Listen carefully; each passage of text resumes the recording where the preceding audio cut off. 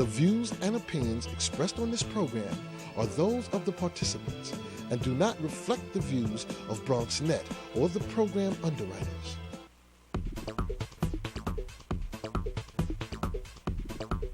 BronxNet. Your voice, your views, your vision.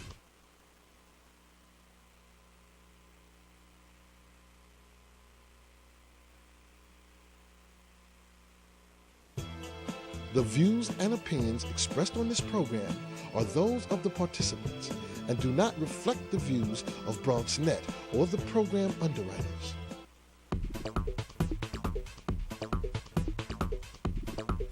BronxNet. Your voice, your views, your vision.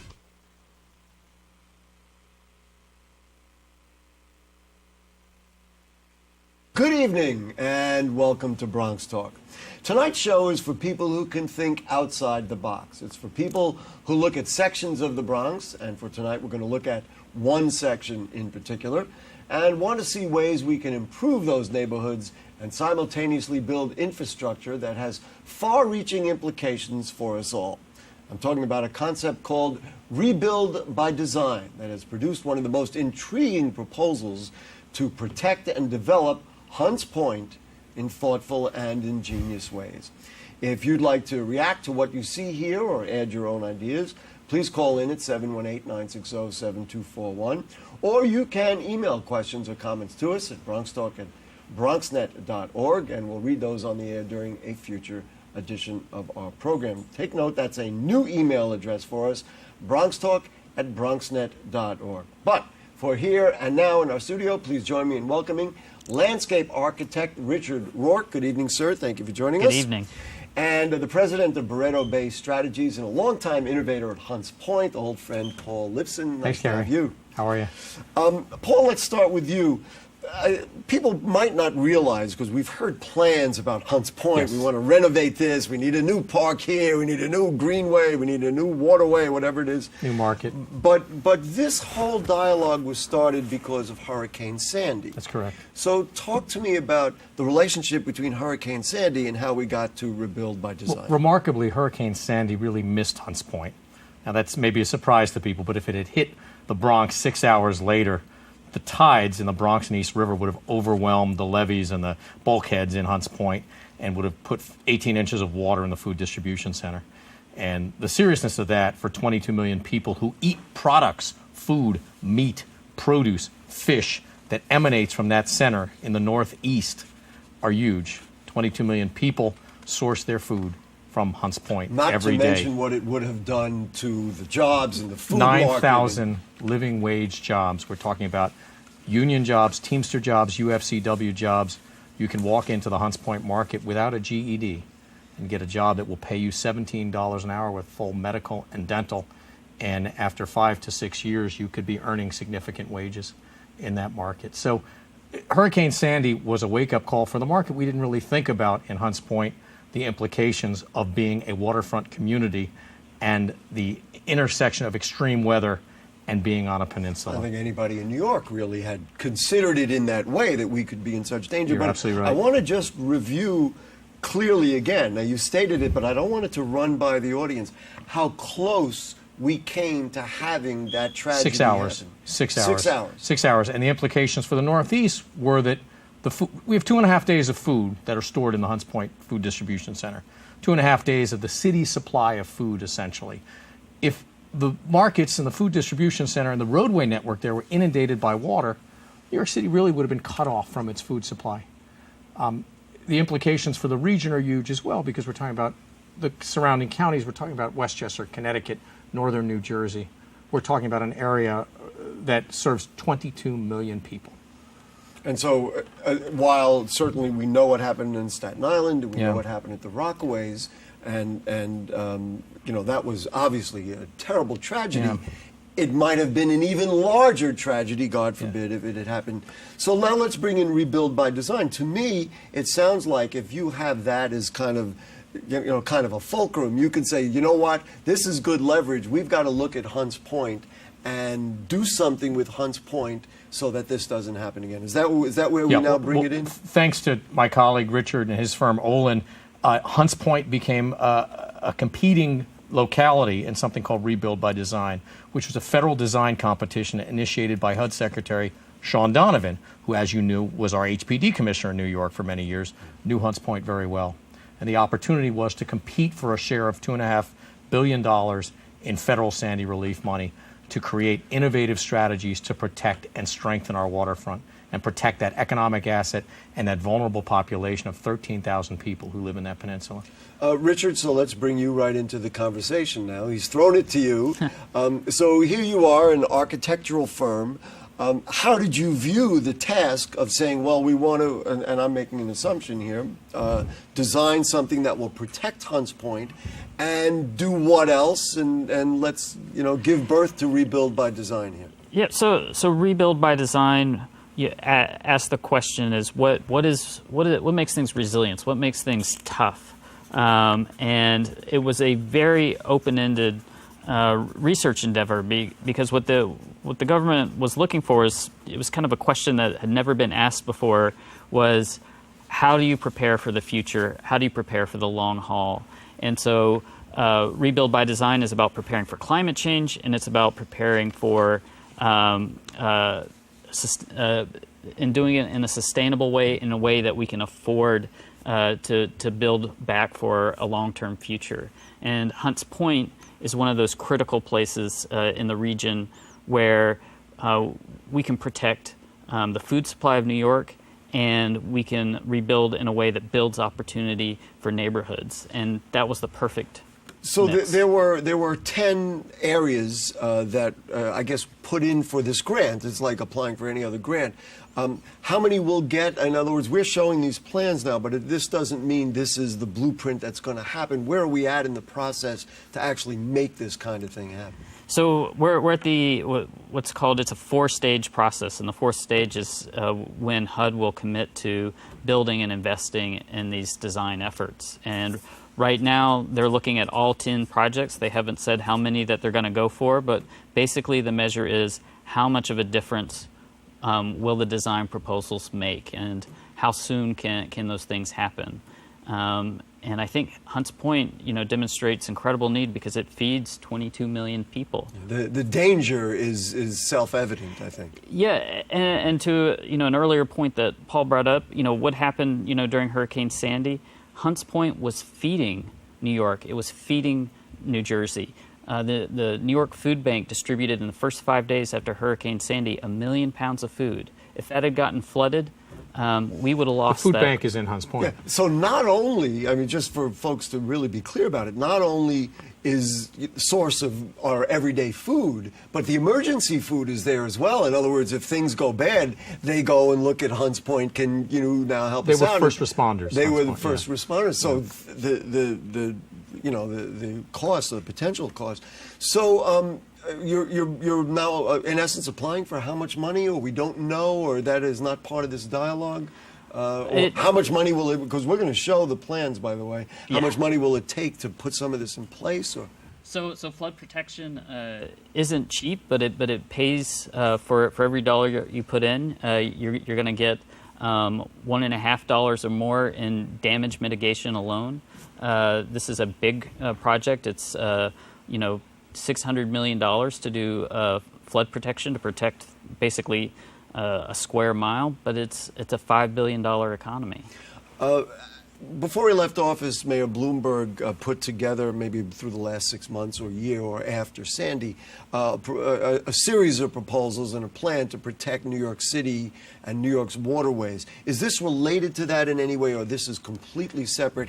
And was Hunts Point and the protection of this food supply part of that consideration?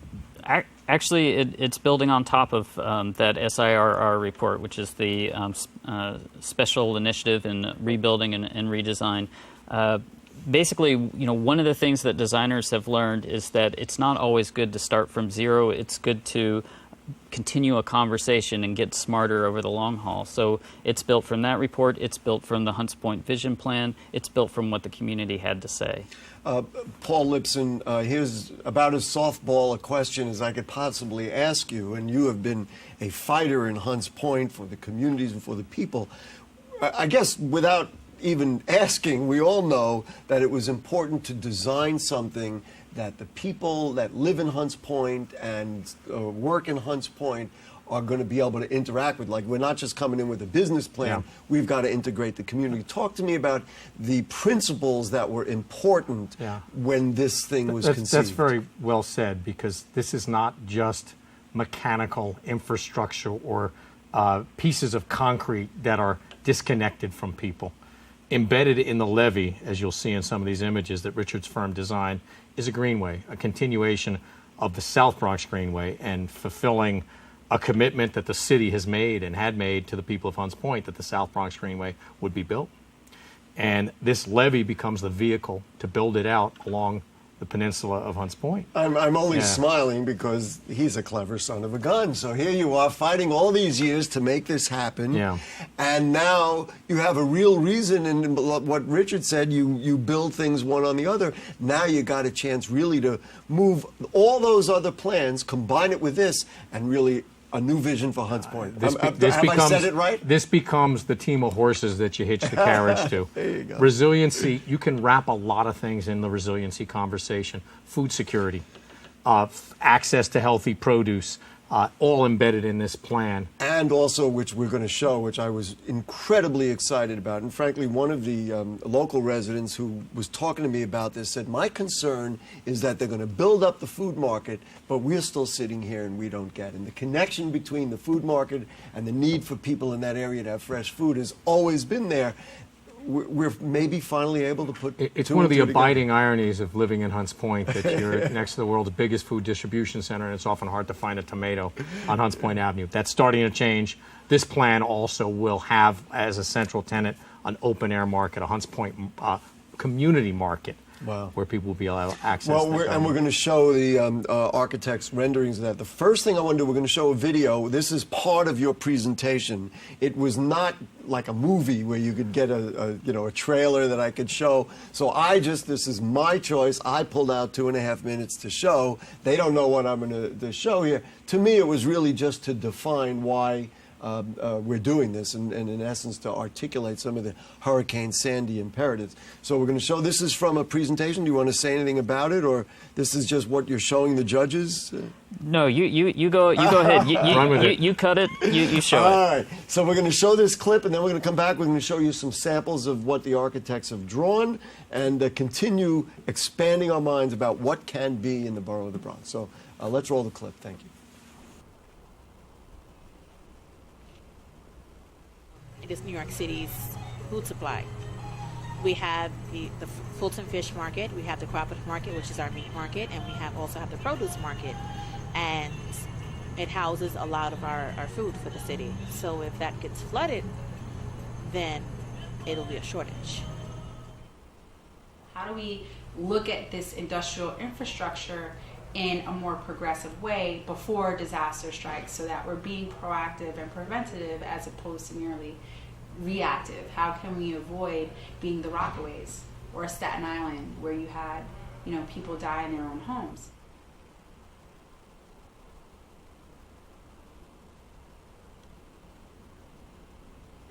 In other neighborhoods of New York City, the waterfront is some place that you go to and you visit and you enjoy. The South Bronx has got a fantastic view. I look out my window, this is a beautiful, outstanding view if people were able to use it and people were able to enjoy it. Unfortunately, what you have at the shore's edge are wastewater treatment plants, and there used to be some other very noxious facilities. We spent a lot of time in Hunts Point looking along the water's edge, and when we were thinking about how we designed for this edge, that it's not just protection, but that we can actually restore some of the ecology to the river and to give some room to the river to restore some tidal dynamics. Hunts Point is the poor zip code east of the Mississippi, and the need for services for social, emotional, academic, and everything in between is no greater than it is here in Hunts Point. The Bronx River has very slow energy, it has mud flats, it's got a very shallow depth except for the navigable channel. It's the place where all of these oyster reefs and habitat projects have really worked well. It's a place where you can kayak and sail because the water energy is not too high. So you can get out on that surface. You have blue space instead of just green space. And so a lot of the levee is about having features like a boathouse and a kayak launch and all of these things that allow people to get out into that park space that's much bigger than the Greenway. The Levee Lab is an idea about experimenting with all of the materials of the working waterfront.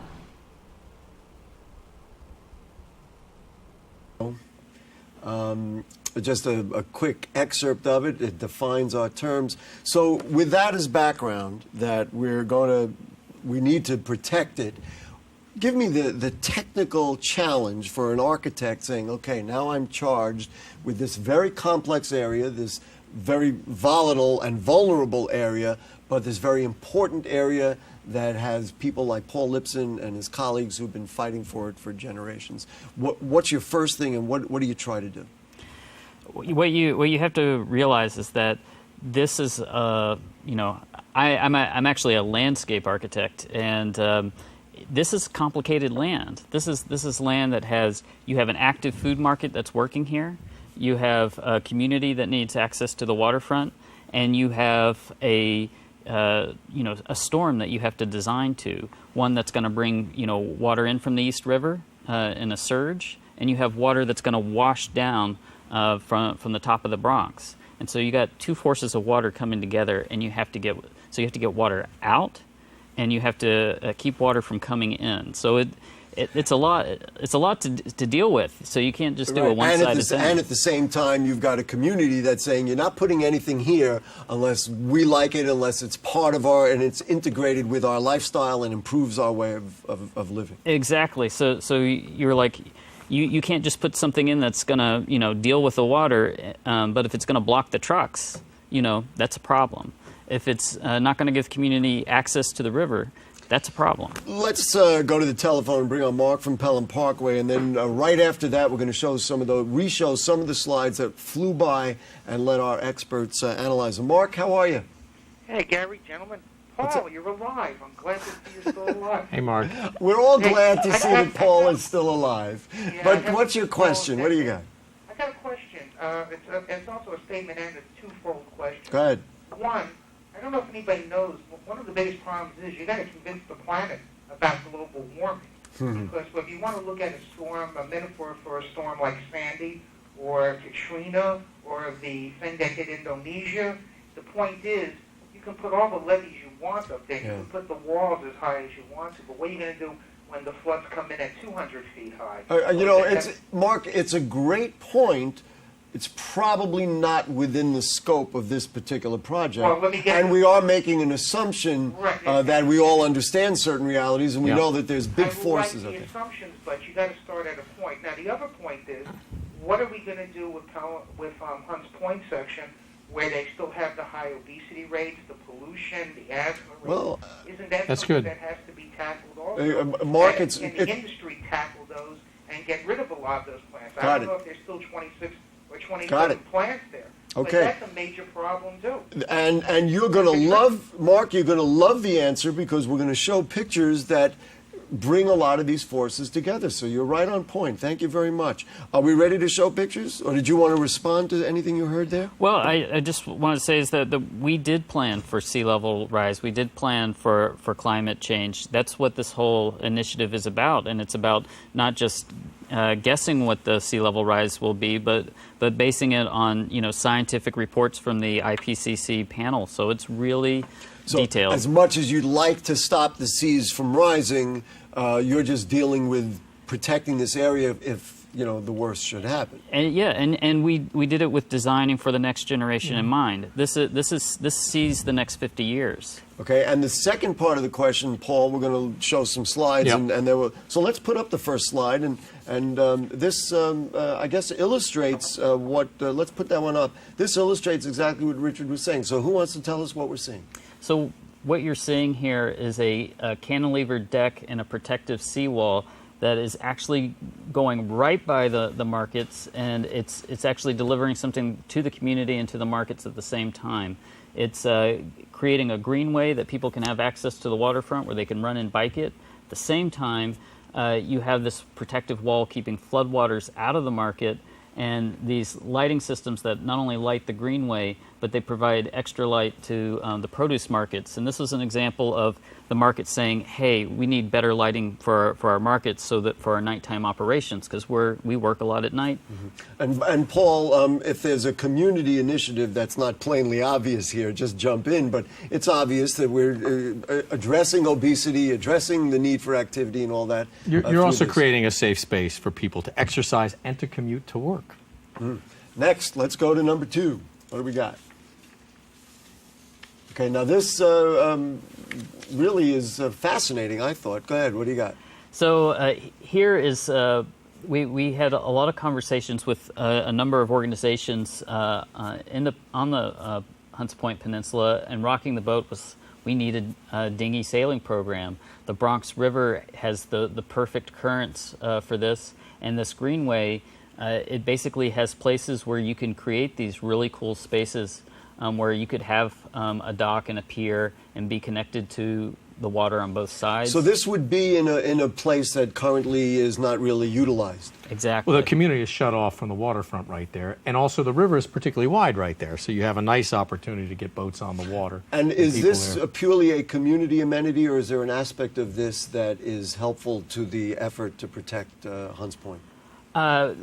So what you're looking at is infrastructure. Traditionally we look at infrastructure, it must be ugly. What we see the opportunity here is to make infrastructure beautiful and useful every day, not just for the one-time flood. All right, let's go to the next. Okay, now this. So this is our gateway to the fish market, and this is where you have a view out to a pier, which would bring in fresh fish every day to the Fulton fish market. We had a great conversation with the people at the fish market, and they said, hey, if we could have a restaurant here, we want to open the food markets up, and this would be an opportunity to have people down at the waterfront and to bring in fish, not by truck, but actually by boat. Paul, you and I have both been, let's say, in the area around the fish market, Yep. and we've been there for when HPEDC runs their annual event and all absolutely. that kind of thing. And when I go out there, I say, my goodness, look at all this space and how beautiful. That slide was the first time it was ever presented. You know what? We could all go and enjoy this space. And where does this come from? This comes from the tradition of the Fulton Fish Market on South Street, traditionally engaging with the public. There's an open-air market. People could walk to South Street. If you were a night owl, you'd be there, and you'd watch fish being moved and sold and merchandised. They were used to engaging with the public.